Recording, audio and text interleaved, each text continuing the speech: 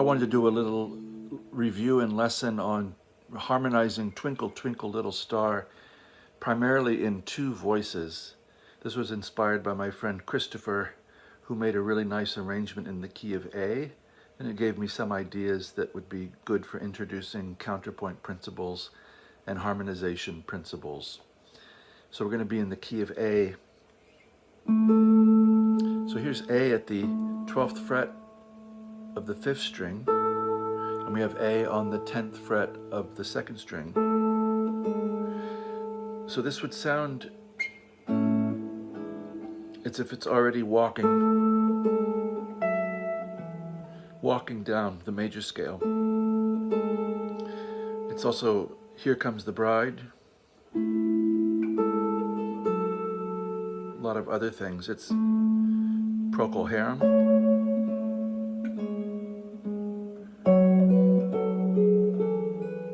etc. Major scale in descent. That's what we're going to be using mostly. So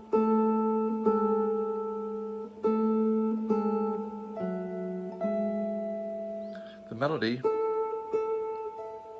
is repeating those notes, A and E. We're just harmonizing down a half step, 12 to 11, A to G sharp. Then these voices split out. The compass gets wider. So F sharp and E at the 9th and 12th frets, and then 11 and 12. Now it's a D chord. So we have 12 and 14, that's F sharp on the 14th fret, D on the 12th fret of the 4th string. And that sound is an E chord. So each of these bass notes is standing in for a full chord.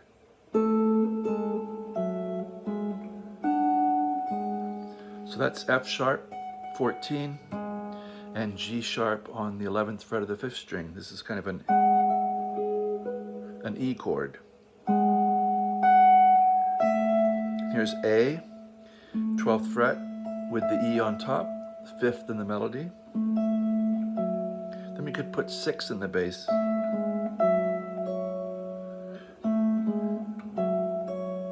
Now we're going to get, this is the 2 chord, B minor, walking to 5.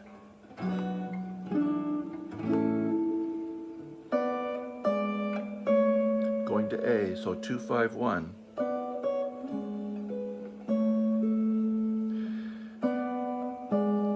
So here we have 9 and 10, B and D, then 11 and 10 on the 5th string. So fingering becomes really important, and these are what a lot of the melodic motion etudes are trying to train, is to pick appropriate fingering so that we don't run out. If we say did, it would take us in a whole other direction. Let's see what's another, that would be really hard. So a lot of this kind of movement, 2nd and 3rd finger, or the team of 2nd and 3rd. Then I like 3rd finger here, I can reach it. If you have any trouble, you could use little finger, but I find it to be more of a reach somehow. So there's 1 again, this is A and C sharp, 3rd in the melody, 12 and 9. We want to go down to 6 again.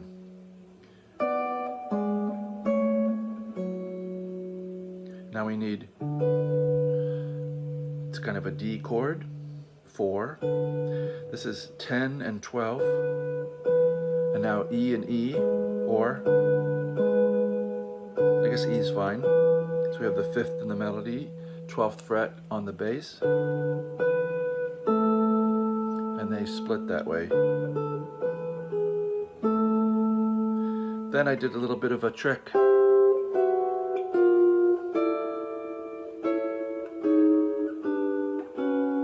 These are just motion-based devices. It really is just a trick. So we're starting with This E note is our melody. And what we're doing is putting fourths below it, and then just sliding the fourths down a half step. So this is 17, 17, 17. So the melody is repeating and the chord is dropping from 17 to 16, then 15 to 14. You kind of have to picture where your melody is.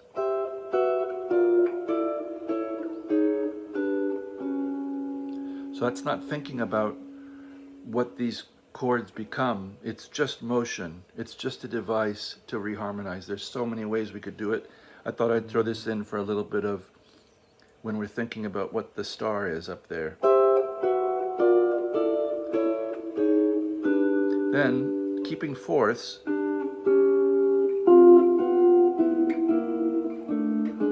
that are going to come out to be dominant chords.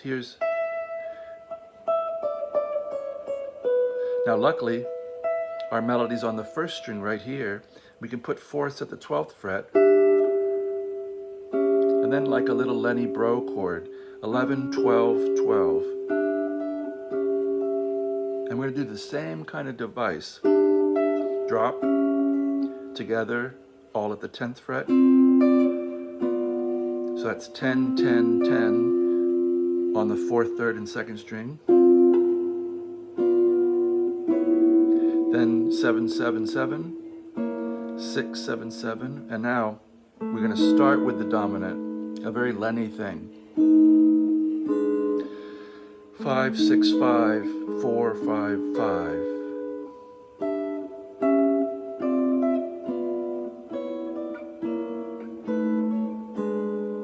Also reminiscent of early period George Van Epps.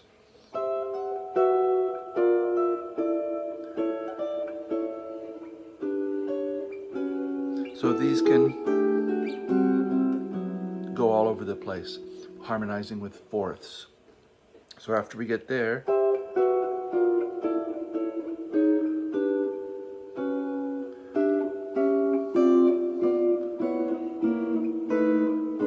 we're back to the original.